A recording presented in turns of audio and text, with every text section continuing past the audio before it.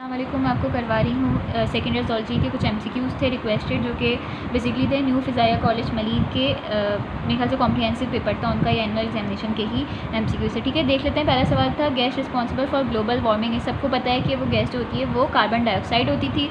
उसके बाद था most abundant component of urine is. तो बुक में जो है वो कंपोजिशन बताई हुई यूरिन की कि उसके अंदर 95% जो होता है वो वाटर होता है और 5% उसके अंदर सॉल्यूट कॉन्टेंट होता था। ठीक है, तो अगर ये पूछते कि most abundant solute component of urine, तो फिर यहाँ पे जो है वो आंसर इसमें से कोई एक होता है कि या तो वो यूरिया होता है, अमोनिया होता है, यूरिक एसिड होता है। तो उसमें से भी जो सबसे ज़्यादा होता है वो यूरिया होता है। ठीक है, सबसे ज़्यादा सॉल्यूट जो होता है वो 2 पॉइंट समथिंग होता है। इसकी वैल्यूज़ भी जो टेबल बनी हुई है बुक में, एटलीस्ट आपको थोड़ी बहुत हाईएस्ट लोवेस्ट वैल्यूज़ जो है उसमें से देख के चले जाएगा।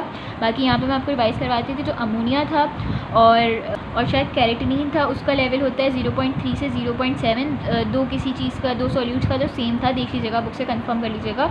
और बाकी यूरिक एसिड जो था उसकी जो वैल्यू थी वो 0.3 थी। ये जो वैल्यूज़ हमने निकाली थी, अच्छा यहाँ पे तो आंसर वाटर हो जाता है। ठीक है, जो वैल्यूज़ हमने निकाली थी वो निकाली थी पर 100 सेंटीमीटर क्यूब के हिसाब से, यानी कि यूरिन का हमने कुछ एक समझो एक छोटा सा जैसे यूरिन लिया तो उसके इतने एरिया में पर 100 सेंटीमीटर क्यूब के अंदर जो सॉल्यूट कंटेंट बन रहे थे उसमें 95% वाटर था।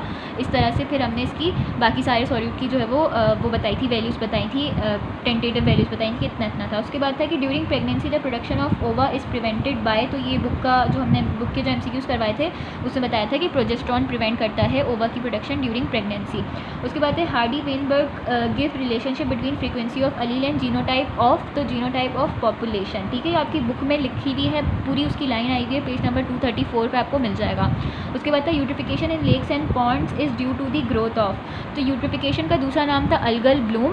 तो इस वजह से यहाँ पे क्या आंसर हो जाएगा, अलगा, यानी यूट्रिफिकेशन के अंदर जो होते हैं वो अलगाई की ग्रोथ हो रही थी, जिसकी वजह से एक्वेटिक लाइफ जो होती है वो डेड हो जाती है और वहाँ पे और दूसरे ऑर्गेनिज्म जो होते हैं सर्वाइव नहीं कर पाती, क्योंकि वहाँ सारे उनकी न्यूट्रिएंट जो होते हैं वो अलगाई कंज्यूम कर रहे थे। विच ऑफ द फॉलोइंग, उसके बाद थे which of the following is not a vestigial organ found in man. तो कॉकेक्स होता है, अपेंडिक्स होता है, एयर मसल होते हैं, आईलिड्स नहीं होते वेस्टिजियल ऑर्गन, बल्कि निक्टेटिंग मेम्ब्रेन थी वो थी वेस्टिजियल। उसके बाद था the approximate number of human genes is. अभी मैंने पिछले जो वीडियो कराई थी उसमें आपको मैंने वैल्यू वहाँ पे बताई हुई थी। अब देखें एमसीक्यूज़ में आया हुआ है कि 30,000 to 35,000 आपको मिल जाएगा पेज नंबर 213 के ऊपर। ये वाली वैल्यू लिखी हुई है, याद कर लीजिएगा। ठीक है, याद करने की बात थी। इतनी जीन्स होती हैं, यानी ह्यूमंस के अंदर जितने भी 23 पेयर ऑफ क्रोमोसोम है उसके अंदर टोटल नंबर ऑफ ये जीन्स हैं अप्रॉक्सीमेटली, इसका ये मतलब था। ठीक है, the phenomena in which one embryonic tissue influences upon the other. तो ये थी एम्ब्रियोनिक इंडक्शन के बारे में लिखा हुआ था, जहाँ पे ये वर्ड बुक के अंदर जो है वो बोल्ड हुआ होगा, वहीं पे साथ में ये वाली बात बताई हुई है, पेज नंबर 135 पे आपको मिल जाएगा। उसके बाद था ammonia is due to the deficiency of.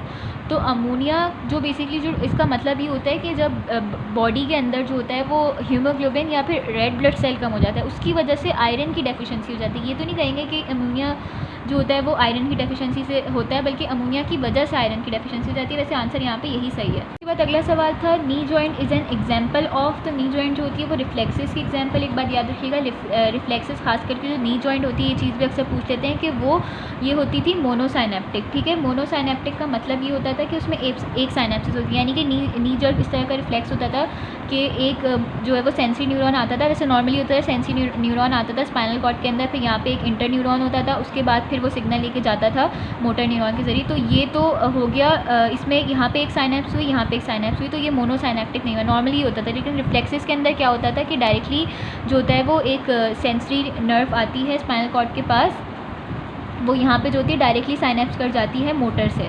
तो यहाँ पे सिर्फ जहाँ पे सिर्फ एक तरह की साइनेप्स होती थी उसको मोनोसाइनेप्टिक कहते थे और ये रिफ्लेक्सेस के अंदर होता था। फिर था कि bones of skulls are joint by. तो ये तो आपको याद होना चाहिए कि फिक्स जॉइंट होते हैं बोन स्कल बोन के अंदर। उसके बाद हाँ, the book written by Charles Darwin is. तो ये भी आपको याद होना चाहिए, ओरिजिन ऑफ स्पीशीज़ थी, पेज नंबर 225 पे आपको ये मिल जाएगा। बाकी ये वाली बुक जो थी वो लेमार्क ने लिखी थी, ये भी आपको याद होना चाहिए। उसके बाद था cytoplasmic localisation is the consequence of. Cleavage की डेफिनेशन में ये बताया हुआ है क्लियरली, आपको पेज नंबर 131 पे मिल जाएगा। उसके बाद था ऑस्टियोआर्थराइटिस इज। तो ना तो ये बैक्टीरियल होती है, ना तो ये वायरल होती है, ना तो प्रोटोजोअन होती है। आपको वैसे पता होना चाहिए कि डीजनरेटिव डिजीज़ है, जो एजिंग की, जहाँ पे बुक में एजिंग के बारे में बताया हुआ, उसकी हेडिंग में बताया हुआ है कि जो डीजनरेटिव डिजीज़ हो जाती है उसमें one of them was osteoarthritis.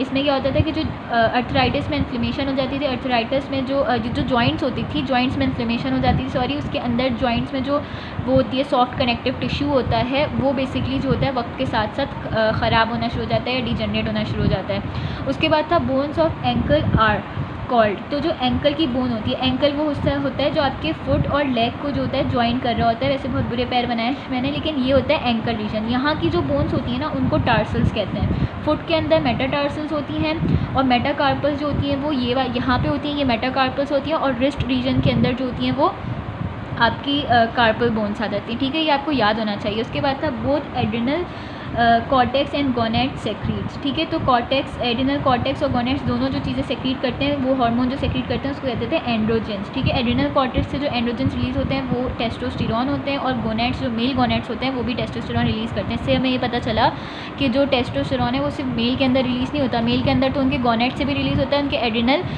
Cortex से भी रिलीज़ होता है, लेकिन फीमेल के अंदर भी टेस्टोस्टेरॉन रिलीज़ होता है। गोनेट्स नहीं होते उसके पास, उनके पास तो टेस्टिस नहीं होते, लेकिन उनके पास एड्रिनल ग्लैंड तो होता है। उसकी कॉर्टेक्स से एंड्रोजेंस जो कि होते हैं बेसिकली टेस्टोस्टेरॉन, वो फीमेल के अंदर भी होते हैं, जिसकी वजह से अक्सर फीमेल में थोड़े मेल लाइक कैरेक्टर्स आने लग जाते हैं। वो इसके हार्मोन की इंक्रीज़ की वजह से हो जाती है, जो एक्सेस हेयर, फेशियल हेयर वगैरह जो आने लग जाते हैं। उसके बाद था enzyme that act like scissors in recombinant DNA technology. सबको पता है कि वो होते हैं रिस्ट्रिक्शन एंजाइम। लाइगेज जो थे वो सीलिंग एंजाइम थे। ठीक है, उसके बाद था total number of bones in a human skeleton is. तो ये वैल्यू आपको याद होनी चाहिए, और वैसे बुक में लिखी हुई नहीं, लेकिन उन्होंने एक एक बोन का बताया हुआ है कि किसके अंदर, फिंगर के अंदर कितनी, रिस्ट के अंदर कितनी, एक एक बोन की उन्होंने जो आपको नंबरिंग बताई हुई है। अगर आप सबको सही से काउंट करेंगे ना तो आपको पता चलेगा। वैसे ही आपको ये वैल्यू याद होनी चाहिए कि 206 बोन्स होती है टोटल ह्यूमन स्केलेटन के अंदर। उसके बाद था ADH and oxytocin are produce by. ये अच्छा सवाल था, इसमें अक्सर जो है वो गड़बड़ हो सकती है। पोस्टीरियर पिट्यूटरी ग्लैंड के अंदर ADH और ऑक्सीटोसिन स्टोर होते हैं और यहीं से रिलीज़ होते हैं, लेकिन ये बनते कहाँ हैं, प्रोड्यूस का पूछ रहे हैं, सिंथेसाइज कहाँ होते हैं। तो ये सिंथेसाइज होते थे हाइपोथैलेमस में। हाइपोथैलेमस का मैंने बताया था कि ये न्यूरो सेक्रेटरी होता है, ये जो होते हैं हार्मोन्स बनाता है। कुछ हार्मोन्स जो होते हैं जाके इसके एक्ट करते हैं या स्टिमुलेट करते हैं एंटीरियर पिट्यूटरी ग्लैंड को कि अपनी सेक्रीशन रिलीज़ करे। दूसरा, इसकी दो तरह की ADH और ऑक्सीटोसिन ये बनाता है और जाके पोस्टीरियर पिट्यूटरी ग्लैंड के अंदर स्टोर करवाता है, फिर वहाँ से रिलीज़ कराता है जब ज़रूरत होती है। उसके बाद hormone which stimulate the release of egg. तो एग जो रिलीज़ ऑफ एग होती है उसको ओव्यूलेशन कहते थे, वो होती थी under the influence of LH। ठीक है, उसके बाद था the exoskeleton and arthropods is made up of. तो आपको याद होना चाहिए कि काइटिन होता था। ठीक है, जो कैल्शियम था, बेसिकली जो कैल्शियम वाला एक्सोस्केलेटन था वो लाइम था, वो कैल्शियम नहीं था, वो कैल्शियम कार्बोनेट से जो एक्सोस्केलेटन बना हुआ था जो कि लाइम था, जो कि जो मॉलिस्कन्स होते हैं उनकी शेल जो होती है वो लाइम की बनी हुई होती है, या कैल्शियम नहीं बोलेंगे, कैल्शियम कार्बोनेट की बनी हुई होती है एग्जैक्टली। ठीक है, उसके बाद था major power requirements of Pakistan are accompanied by. जो मेजर पावर रिक्वायरमेंट्स हैं पाकिस्तान की वो होती हैं पूरी हाइड्रो इलेक्ट्रिक पावर से, जो हमारे डैम वगैरह हैं, तरबेला डैम, बावडा डैम, वहाँ से बिजली बनाई जाती है। तो ये हमारी पाकिस्तान की मेजर पावर रिक्वायरमेंट। ठीक है, यहाँ पे आके हो जाता है ये requested MCQs complete. I hope यहाँ पे किसी को कोई मसला नहीं हुआ। अगर अभी तक आपने चैनल को सब्सक्राइब नहीं किया तो चैनल को सब्सक्राइब कर दें, बेल आइकन को दबा दें। वीडियो अच्छी लगी हो तो लाइक भी कर दीजिएगा और फ्रेंड्स के साथ शेयर करें। Thank you.